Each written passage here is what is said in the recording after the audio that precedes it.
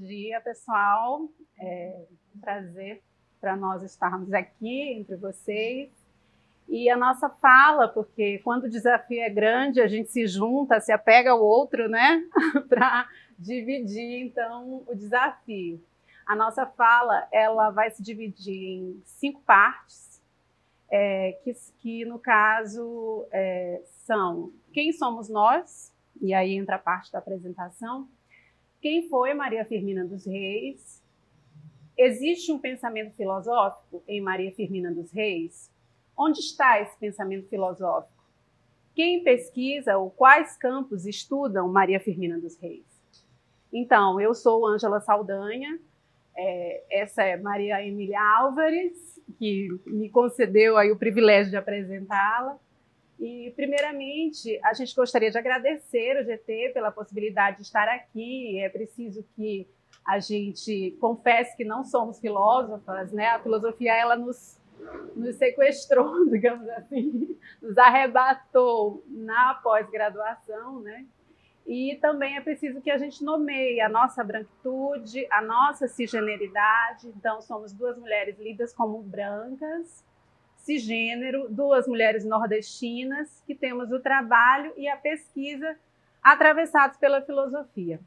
A Emília, que é psicóloga e professora universitária, leciona psicologia, teoria de gênero e sexualidade.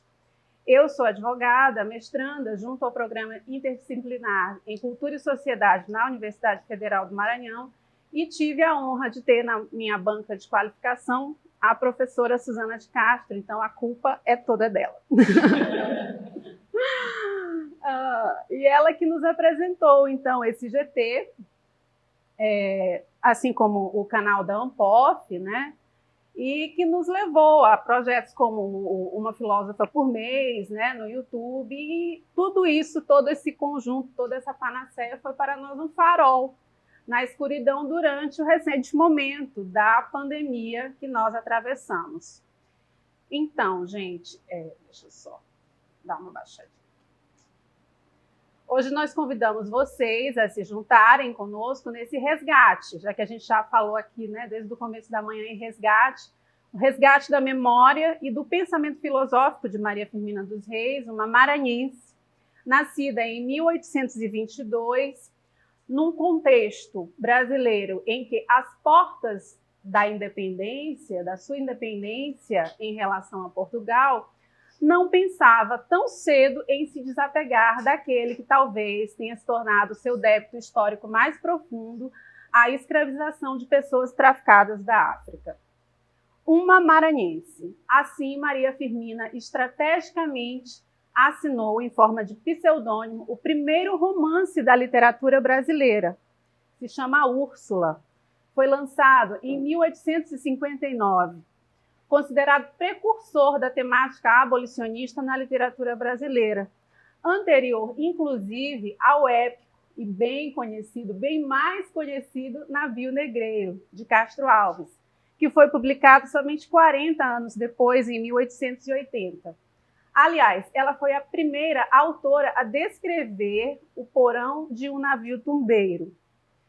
E aí eu vou passar a citar a personagem Suzana, que é a personagem negra, que vai descrever exatamente a preta Suzana, como ela é nomeada no romance.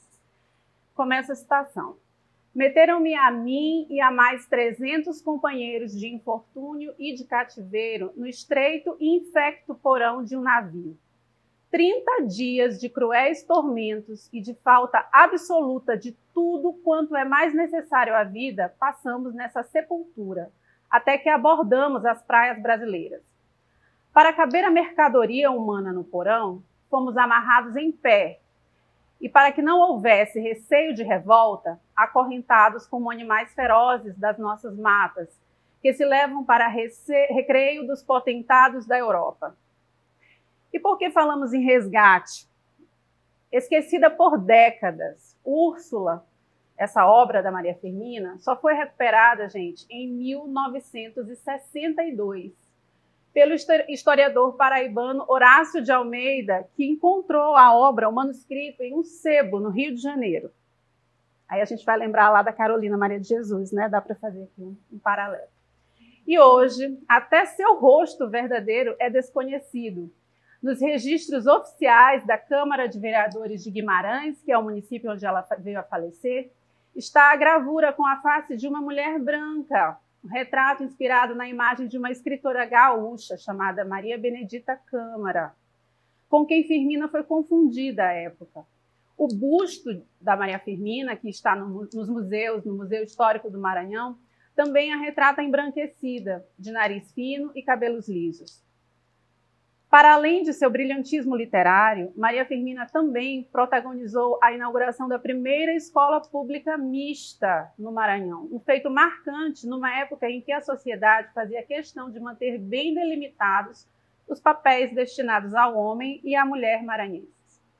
Além disso, primeira mulher a ser aprovada em um concurso público no estado, ela dispensou ser conduzida à posse no cargo em um palanque sustentado pelos ombros de negros escravizados, tradição à época, declarando que eles não eram bichos para levar pessoas montadas, materializando também em uma ação concreta da vida a sua postura anti-escravagista. Então, o apagamento do pensamento filosófico de mulheres é fenômeno secular. Ao longo dos últimos anos, vêm sendo reveladas histórias de diversas delas que tiveram suas produções filosóficas rotuladas de literatura, como se o fazer literário fosse algo menor que o fazer filosófico, ou como se o fazer filosófico fosse algo restrito aos homens. Para Maria Firmina dos Reis, a escrita era também uma forma de libertação, não só de si, mas também dos outros. Obrigada, vou passar para a colega. Bom, gente, bom dia. Então, dando continuidade ao trabalho, surgiu essa inquietação de saber, né, quem pesquisa hoje em dia, né, fazendo uma transposição de toda a história dela para a atualidade, e saber quem pesquisa Maria Firmina e os campos, né, e as áreas do conhecimento que estão aí focalizando o trabalho dessa autora. E aí é claro que nós, lá de São Luís, né, do Maranhão, a gente já vê, né, na nossa cidade uma série de monumentos, uma série de prédios coloniais, né, uma série de repartições ou grupos que se nomeiam, e escolas também, né, que se nomeiam como Maria Firmina dos Reis. Então a gente foi atrás, né, e buscar saber se essa mesma onda, né, que acontece lá na nossa cidade, talvez no Maranhão, se isso também está acontecendo, pelo menos no Brasil e em outras partes, né, do mundo.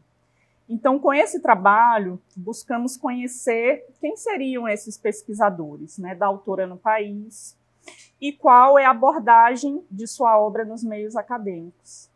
Então, como um percurso metodológico, né, nesse momento, a gente primeiramente foi buscar as tendências, né, nos últimos 12 meses, tendências pela busca de seu nome, né, nos últimos 12 meses, observando, sobretudo, a origem dessas pesquisas.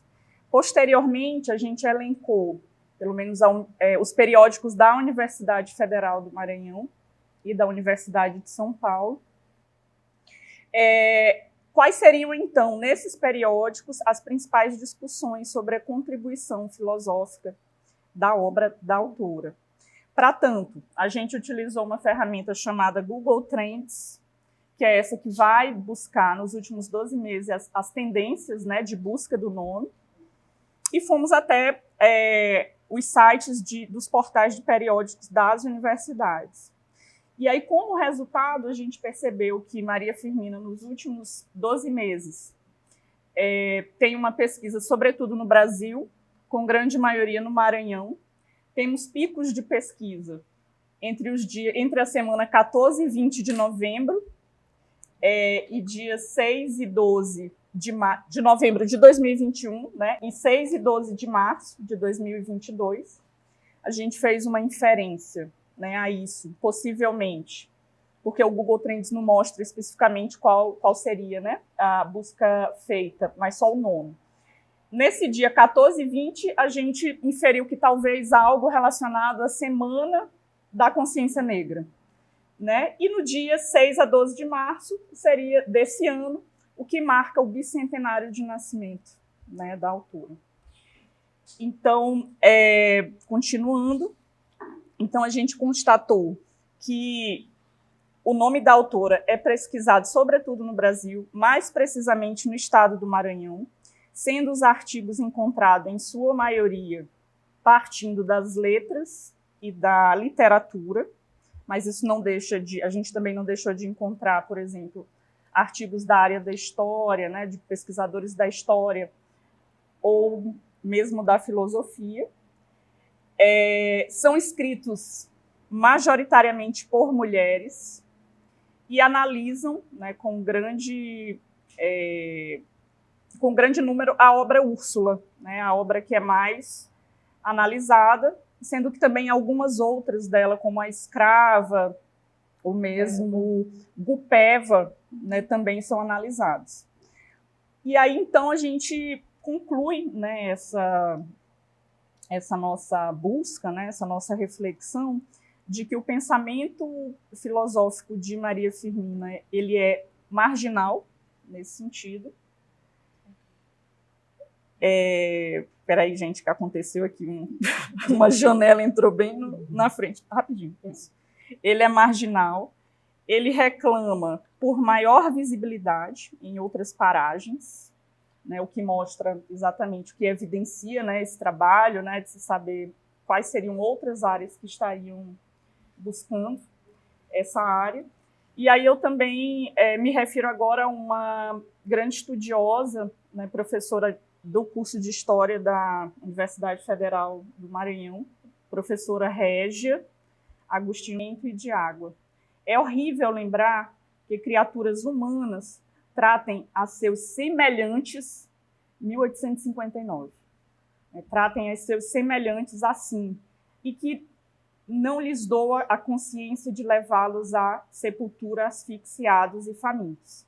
E termino também agora esse trabalho trazendo uma outra citação da autora que fala, que é a fala do personagem Túlio, que é um homem escravizado.